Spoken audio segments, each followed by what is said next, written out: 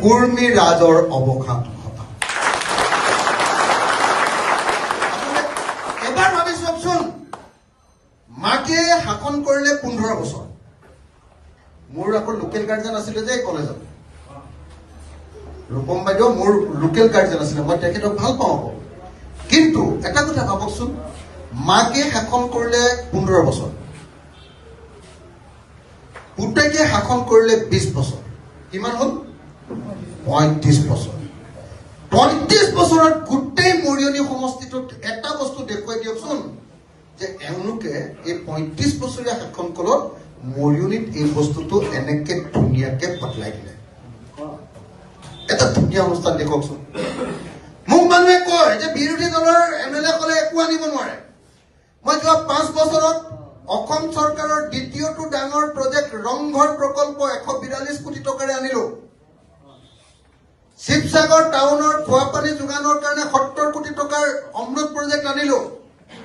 বানপানী সমস্যা 12.5 কিলোমিটাৰ মোৰ অঞ্চলত ব্ৰহ্মপুত্ৰ পৰে, 12.5 কিলোমিটাৰ গোটেই নদীখন মই জিঅ' বেগ লগাই দিবৰ কাৰণে মই 205 কোটি টকা আনিলো।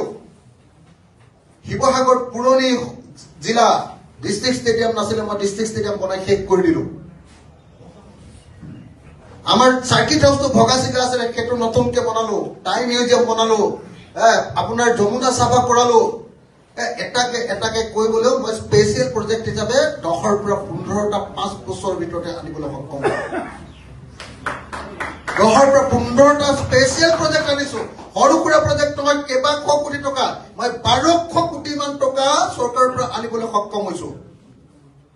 মই শিৱসাগৰ সমষ্টিৰ ঘৰে ঘৰে মোটামুটি পানী দিছো 88%, 12% মানুহক দিব পৰা নাই, 88%। কিন্তু মোৰ নিজৰ ঘৰ মৰিয়নি সমষ্টিৰ লুখৰাখন গাঁৱত 1 টোপালো পানী নাই। এই গোটেই নকছাৰীৰ পৰা এইডোখৰৰ পৰা এইডোখৰ পালেহি নি পানী? গোটেই মৰিয়নিৰ পৰা নকছাৰীৰ পৰা গৈ একদম আমাৰ হাঁচৰাত ওলাই গৈছেগে। 1 টোপাল পানী কাকো দিব পৰা নাই। মই 366টা JJM প্ৰজেক্ট বনাইছো। বিৰোধী বিধায়ক এনেকৈতো লাভ নাই। এক টোপাল পানী। মই আপোনালোকৰ ইয়াত গাভৰু পাহাৰৰ ওপৰত এখন গাঁও চাবলৈ গৈছিলো, এনেকুৱা কি বুলি কয়, ৰংখাম, মানে ৰংখাম গাঁৱত পানী চাবলৈ গৈছিলো। মানুহবিলাকে এনেকে জুৰিৰ পৰা একদম নদীৰ পৰা পানী এনেকে গাঁত এটা কৰি এনেকে বাটিটো এনেকে তুলে, এনেকে একদম হেৰি যেন পুৰণি অৰণ্যৰ যুগতে এতিয়াও আমি বাস কৰি আছো। মই ক্লাছ 8ৰ পৰা হেমলাই হাইস্কুলত পঢ়িছিলো। 8 কিলোমিটাৰ ঘৰৰ পৰা চাইকেল লৈ আহিছিলো, তেতিয়াও ভোটৰালি ভগা আছিলে। মই যেতিয়া কলেজলৈ গলো তেতিয়াও ভোটৰালি ভগা, তেতিয়া তেওঁৰ মাকৰ শাসন আছিলে। মই আন্দোলন কৰিলো, তেওঁৰ শাসন আছিলে। তেতিয়াও তেওঁ কংগ্ৰেছ অৰ্থাৎ চৰকাৰী পক্ষৰ বিধায়ক, তেতিয়াও ভোটৰালি ভগা। তাৰপিছত জাপ মাৰি বিজেপি গুচি গল, আকৌ শাসক দললৈ গল। তাৰ পাছতো এতিয়াও ভোটৰালি। মই যে আজি আহিছো, কঁকালটো বেকা হৈ আহিছে।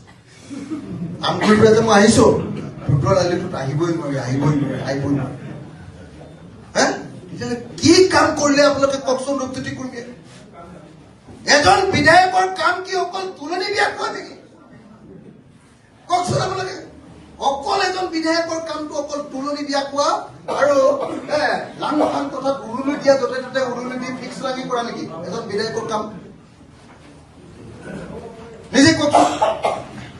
আপুনি বেলেগ কথা বাদ দিয়ক, তেখেত চাহ শ্ৰমিকৰ প্ৰতিনিধি বুলি কয়। তেখেতটো বাগানত কাম কৰা মই কোনোদিন দেখা নাই বাৰু। তেখেতক মই মদৰ দোকান দিয়েহে দেখিছো। এতিয়া যোৰহাটত মদৰহে দোকান দিয়ে, কিন্তু তথাপিও তেওঁ কয় যে মই চাহ বাগানৰ প্ৰতিনিধি। চাহ বাগানৰ প্ৰতিনিধি বুলি কোৱা আমাৰ ওচৰতে থকা মোৰ ঘৰৰ ওচৰত, আমাৰ ঘৰৰ কাষত কঁঠালবাৰী গাঁও, কঁঠালবাৰী গাঁৱৰ লগত লাগি আছে পূৰ্ণা লাইন, কঁঠালবাৰী গাঁৱৰ লগত লগ লাগি আছে বৰ লাইন। কোনটো লাইনৰ মানুহে ভালকে থাকিবলৈ পাইছে আপুনি এবাৰ নিজে চাই আহক, একবাৰ চাই আহক। একজন চাহ শ্ৰমিকৰ অৱস্থাৰ যদি উন্নতি ঘটিছে এওঁৰ চৰকাৰে।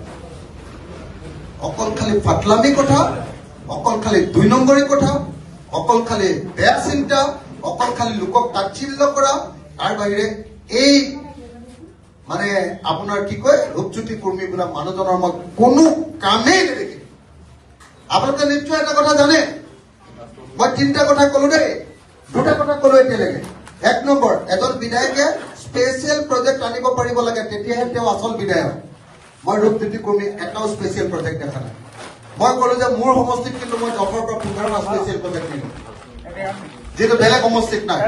মোৰ সমষ্টিৰ কাৰণে স্পেচিয়েলি দিছো।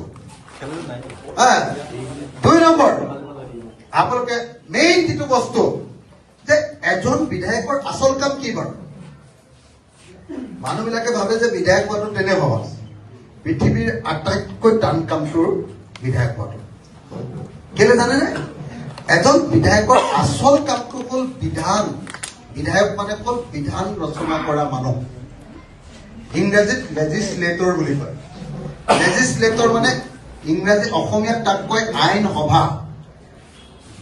লেজিছলেচাৰ মানে হ'ল আইন সভা, মানে য'ত আইন ৰচনা কৰা হয় আৰু যিকেইজন মানুহে আইন ৰচনা কৰে তেওঁৰ নাম বিধায়ক। মোক এটা কথা কওকচোন, ৰূপজ্যোতি কুৰ্মী নামৰ এই ভুকলীয়া ল'ৰাটো, সেই ল'ৰাটোক যদি আপোনালোকে এই কোটাটোত তেওঁৰ মূৰটো এনেকে যুঁজাইও দিয়ে, তেওঁ মূৰৰ পৰা এখন আইন ওলাবনে বাৰু ইংৰাজীত? নিজে ভাবকচোন। গতিকে মই আপোনালোকক ক'ব খুজিছো, 35 বছৰ লুণ্ঠন কৰিলা, 35 বছৰত যিকোনো এজন চাহ শ্ৰমিকতকে তুমি ধনী হলা, 35 বছৰত এজনো চাহ শ্ৰমিকক একো সুবিধা দিব নোৱাৰিলা, 35 বছৰত কোনো গাঁৱৰ মানুহৰ কাৰণে কোনো পৰিৱৰ্তন আনিব নোৱাৰিলা, 35 বছৰত নিজৰ সমষ্টিৰ কোনো দেখনীয় কাম কৰিব নোৱাৰিলা। তাৰ পাছত আৰু তোমালোকৰ পৰিয়ালে এই মৰিয়নি সমষ্টিত MLA হৈ থকাৰ কোনো অধিকাৰ নাই। হয়নে নহয়? আপোনালোকে নিজে কওক, হয়নে নহয়? হয়নে নহয়? গতিকে এইবাৰ স্পষ্ট ভাষা ৰূপজ্যোতি কুৰ্মীক হৰুৱাবৰ কাৰণে সকলো ওলাই আহিব লাগে।